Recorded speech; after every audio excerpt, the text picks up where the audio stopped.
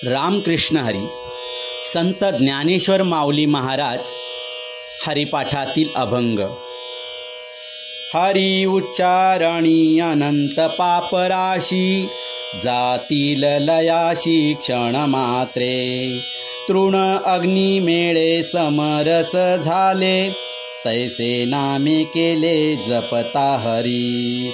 हरी उच्चारण मंत्र हा अगाध, पळे भूत बाधा भेणे त्याचे. ज्ञानदेव म्हणे हरी माझा समर्थ, न करवे अर्थ उपनिषदा. माऊलींच्या या अभंगाचा भावार्थ: ज्याप्रमाणे गवताच्या गंजीला अग्नीचा स्पर्श झाला तर ते सर्व गवत अग्नीमध्ये जळून खाक होते, त्याचप्रमाणे माऊली सांगतात, पापाच्या राशीला जर हरिनामाचा स्पर्श झाला तर सर्व पापे नामात जळून भस्म होतात. हरिनाम हा महामंत्र आहे व त्याची शक्ती अगाध आहे.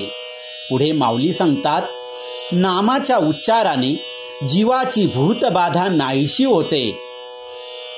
माऊली असं म्हणतात, हरी व त्याचे नाम ही अलौकिक आहेत. अशा या हरीच्या स्वरूपाचा व त्याच्या नामाच्या सामर्थ्याचा थांग अद्याप उपनिषदांना सुद्धा लागत नाही. रामकृष्ण हरी.